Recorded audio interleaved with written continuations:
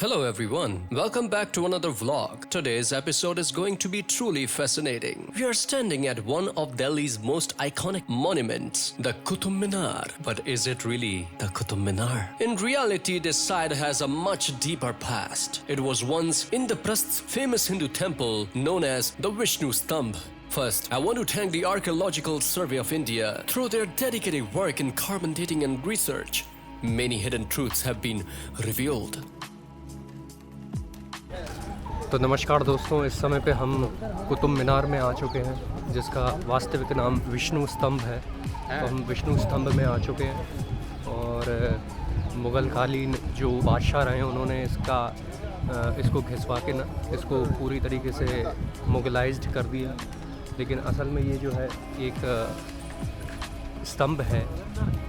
तो देखते हैं हम इसको अंदर से और कुछ कलाकृतियाँ देखेंगे जिससे स्पष्ट हो जाएगा कि ये असल में हिंदू मंदिर ही है। Their findings provide strong evidence that what is commonly seen today as a Mughal structure was originally a Hindu temple. Many preserved relics within the complex still testify to this history. As we all know, the history of India also carries the painful memory of invasions. The Mughals, earlier Islamic rulers, entered India, conquered the land, and ruled for centuries. For example, the Quwwat-ul-Islam Mosque, built right next to the Qutub Minar, was constructed using material from about 27 dismantled Hindu temples. During these demolitions, the idols were deliberately defaced or destroyed because the invaders, following their religious beliefs, rejected any worship beyond their own god. जैसा कि आप देख ही सकते हैं कि प्रत्येक जो स्तंभ है ना उसको पूरी तरीके से घिस दिया गया है। इस हिसाब से घिसा गया है कि हिस्ट्री दब जाए, लेकिन गाइस हिस्ट्री दबती नहीं है। आर्कियोलॉजिकल सर्वे के द्वारा इसको खोला जाएगा और निश्चित ही ये भूमि भी वापस मिलेगी हमें। जय Shri Ram. This was not limited to Delhi alone. Across India, many medieval temples were attacked or destroyed during the Delhi Sultanate 13th to 15th century and the Mughal period 16th to 17th century. Mahmud of Ghazni in the 11th century became infamous for his repeated raids, particularly the destruction of the Somnath temple. Rulers like Muhammad Ghauri, Qutb ud-Din Aibak, Iltutmish, Alauddin Khilji, and later Aurangzeb also ordered destructions or conversions of temples. In almost every case, the heads of deity idols were broken or defaced, a symbolic act of dominance. Now coming back to the Qutub Minar itself, there are two major theories about its origin. One theory suggests it was originally built as a pillar of victory dedicated to Lord Vishnu by the Tomar or Chandravanshi kings before the Islamic conquest. Another theory holds that it was a Dhruvastambh, a cosmic pillar symbolizing the pole star, representing stability and guidance. Supporting this theory, the iron pillar of Mehrauli, which still stands in the same complex, predates the Qutub Minar by several centuries. It dates back to the Gupta period, 4th, 5th century CE, bears Sanskrit inscriptions dedicated to Lord Vishnu and was possibly erected as a Vishnu Dhwaj. Even historians today acknowledge that the Qutub complex was originally a sacred Hindu site. Temple fragments, carvings, and the iron pillar itself all stands as evidence. And in this final section, as you will see in the visuals, numerous Hindu deities can still be identified. Lord Ganesha, celestial Apsaras, Lord Vishnu, Lord Ram, and many more demigods carved into the surviving structures. These fragments strongly support the temple origin theory.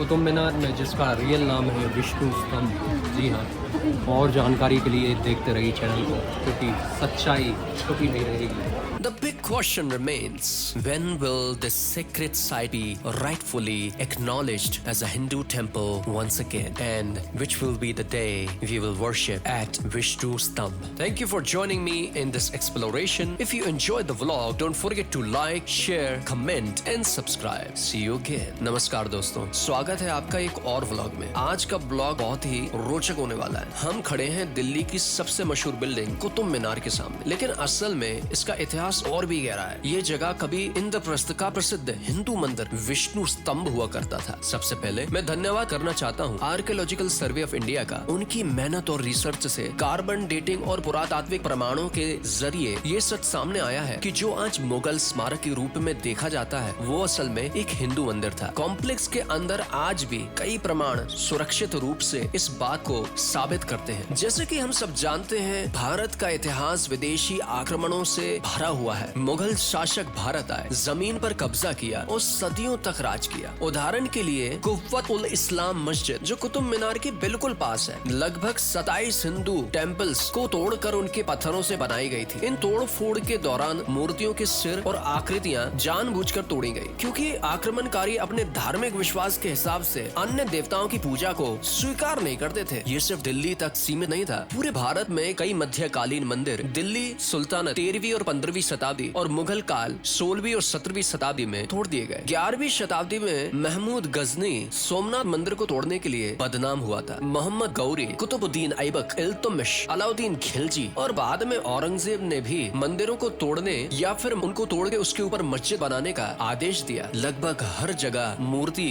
के सिर तोड़ दिए गए ताकि शक्ति और धार्मिक प्रभुता दिखाई जा सके। अब बात करते हैं कुतुब मीनार की। इसकी शुरुआत को लेकर दो बड़े सिद्धांत हैं। एक सिद्धांत कहता है कि इसे इस्लामिक आक्रमणों से पहले तोमर या चंद्रवंशी राजाओं ने भगवान विष्णु के विजय स्तंभ के रूप में बनवाया था, इसलिए इसका नाम विष्णु स्तंभ माना जाता है। दूसरा सिद्धांत कहता है कि ये असल में एक ध्रुव स्तंभ था, ध्रुव तारे का प्रतीक जो स्थिरता और मार्गदर्शन का प्रतीक है। इस बात को समर्थन मिलता है मेहरौली के आयरन पिलर से, जो कुतुब मीनार से कई शताब्दी पुराना है। ये गुप्ता काल का है। संस्कृत के अभिलेखों में भगवान विष्णु का उल्लेख देखा जा सकता है और इसे संभवतः एक विष्णु ध्वज के रूप में स्थापित किया गया था। आज भी इतिहासकार मानते हैं कि कुतुब कॉम्प्लेक्स पहले से ही एक पवित्र हिंदू स्थल था। मंदिर के अवशेष, शिल्प कला और आयरन पिलर इस बात के सबूत हैं। अभी आप देख रहे हैं कि यहाँ अभी भी अनेक हिंदू देवी देवता की आकृतियाँ मौजूद हैं। भगवान गणेश, भगवान विष्णु, श्री राम और कई अप्सराएं और अन्य देवताओं की मूर्तियां यहाँ दिखाई देती हैं। ये सब प्रमाण